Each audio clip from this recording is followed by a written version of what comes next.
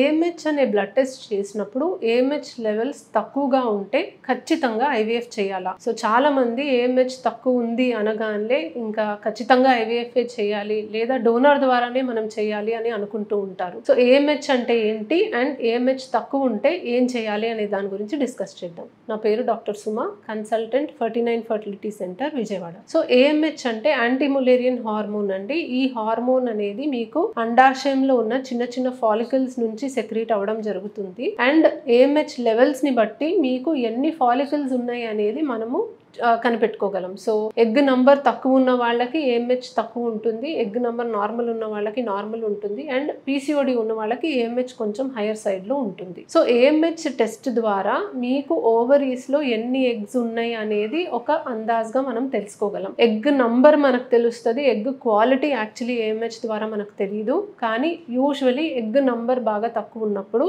Especially age 35 years దాటిన వాళ్ళకి egg quality కూడా కొంచెం తక్కువ ఉండే ఛాన్సెస్ అయితే ఉంటుంది. సో ఏఎంహెచ్ తక్కువ ఉన్నా కూడా మీకు ఐవీఎఫ్ అవసరము అని కాదండి. ఏజ్ తక్కువ ఉన్న వాళ్ళకి ఎస్పెషల్లీ న్యాచురల్ గా ప్రెగ్నెన్సీ రావడానికి ఛాన్సెస్ ఉంటాయి. చిన్న చిన్న ట్రీట్మెంట్స్ మందుల ద్వారా ఐయుఐ ద్వారా కూడా మీకు ప్రెగ్నెన్సీ వచ్చే ఛాన్స్ అనేది ఉంటుంది. బట్ ఏజ్ కూడా ఎక్కువ ఉండి ఏఎంహెచ్ తక్కువ ఉన్న వాళ్ళల్లో ఐవీఎఫ్ ట్రీట్మెంట్ కి బెటర్ ఛాన్స్ అనేది ఉంటుంది. సో మనకి అన్ని ట్రీట్మెంట్స్ లో కల్లా ఐవీఎఫ్ ట్రీట్మెంట్ కి బెస్ట్ సక్సెస్ రేట్ ఉంటుందండి. సో ఏజ్ కూడా ఎక్కువ ఉంది, ఏఎంహెచ్ కూడా తక్కువ ఉంది అన్నప్పుడు ఎక్కువ టైం వేస్ట్ చేసుకోకుండా మీకు మీ ఉన్న ఎగ్స్ తోటి వీలైనంత త్వరగా ప్రెగ్నెన్సీ వచ్చేలాగా ప్లాన్ చేసుకుంటే మంచిది. ఎందుకంటే ఫర్దర్ గా ఏజ్ పెరిగే కొద్దీ మీకు ఇంకా ఎగ్ నంబర్ తగ్గుతుంది అండ్ మరీ తక్కువ అయినప్పుడు మీకు డోనర్ కి వెళ్లే ఛాన్సెస్ కూడా అవసరం కూడా పడచ్చు. సో ఆ స్టేజ్ కి తెచ్చుకోకుండా మీకున్న ఎగ్స్ ద్వారా మాక్సిమం మీ ఎగ్స్ ద్వారానే ట్రై చేసే ఛాన్స్ అనేది ఉన్నప్పుడు బెస్ట్ సక్సెస్ రేట్ ఉన్న ప్రాసెస్ కి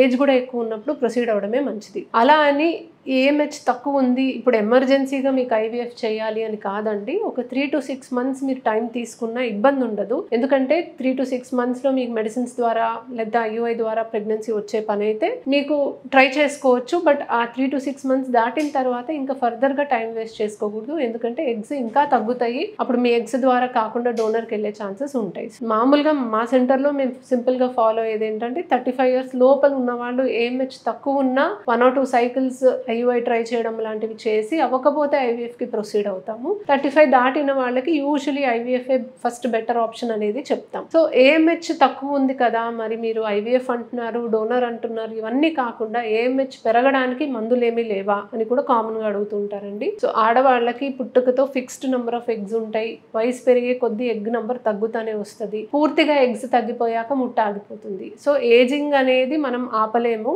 అండ్ ఒక్కసారి ఎగ్స్ తగ్గిన తర్వాత అవి మళ్ళీ పెరగడానికి మన దగ్గర ఎటువంటి ట్రీట్మెంట్ ఆప్షన్స్ అనేవి ఉండవు. ఎందుకంటే ఆడవాళ్ళకి ఎగ్ గ్రోత్ అనేది అంటే ఎగ్ నంబర్ అనేది బై బర్త్ ఫిక్స్డ్ ఉంటుంది. దాన్ని మనం తర్వాత ఏదైనా మెడిసిన్స్ ఇచ్చి మార్చడానికి అయితే కుదరదు. ఎగ్ నంబర్ తక్కువ ఉన్నా కూడా చాలా ట్రీట్మెంట్స్ ఆర్ చాలా టెక్నాలజీస్ ద్వారా మనము మియోన్ ఎగ్ తో ట్రై చేయడానికి ఛాన్సెస్ ఉంటాయండి. మనం ప్రోటోకాల్స్ మార్చుకోవచ్చు, మనము ల్యాబ్ కండిషన్స్ లో మనం తీసుకోవాల్సిన జాగ్రత్తలు తీసుకోవచ్చు, పూలింగ్ చేసుకోవచ్చు. అంటే ఒక సైకిల్లో మనకి అనుకున్నన్ని ఎగ్స్ రాకపోతే 2-3 cycles మనం స్టిమ్యులేషన్ చేసుకొని ఎంబ్రియో పూలింగ్ లాంటివి చేసుకొని ప్రొసీడ్ అవ్వచ్చు. సో మల్టిపుల్ ఆప్షన్స్ ఉంటాయండి.